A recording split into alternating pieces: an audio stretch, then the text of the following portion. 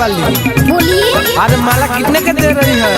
ये 100 का है, ये 200 का है, ये 300 का है और ये जो है ना ये 12,000 का है। 12,000 का? ये कौन सा माला है जी? ये मोती का माला है। अरे वो सब छोड़िए, एक बात कहे। हाँ बोलिए। भइल बारू वायरल गोरी बेचिए के माला।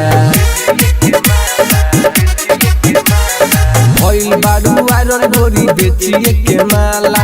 तोहरे तो बाटे कुंभ मेला में हाला हो, मेला में हाला।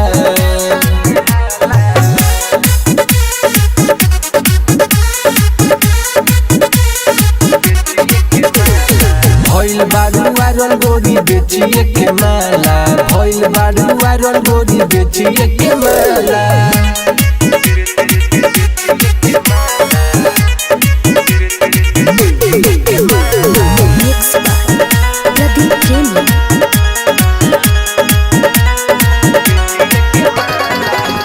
तोहर शोभे बाहरू तू सीधा, मेला में तोहरे पसोभे बाफीदा। तोहर शोभे बाहरू तू सीधा, मेला में तोहरे पसोभे बाफीदा। चारू ओरी चर्चा तोहरे सुनाला। भइल बारू वायरल गोरी बेचिए के माला। तोहरे तो बाटे कुंभ मेला में हाला हो, मेला में हाला।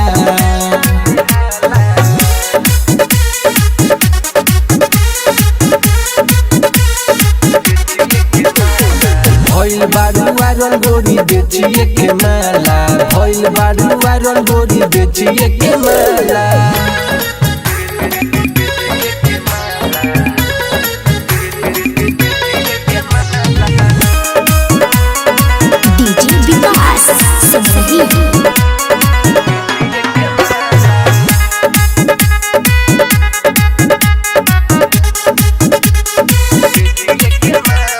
तोहरे फेरा में बाटे सभे पहरल, रूप तोहर सबके नजरी में गहरल।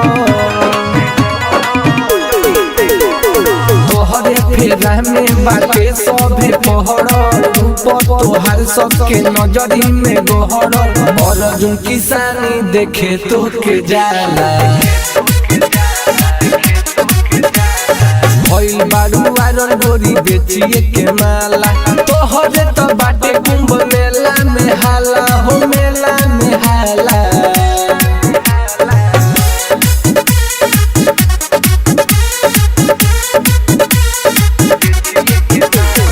भइल बारू वायरल गोरी बेचिए के माला।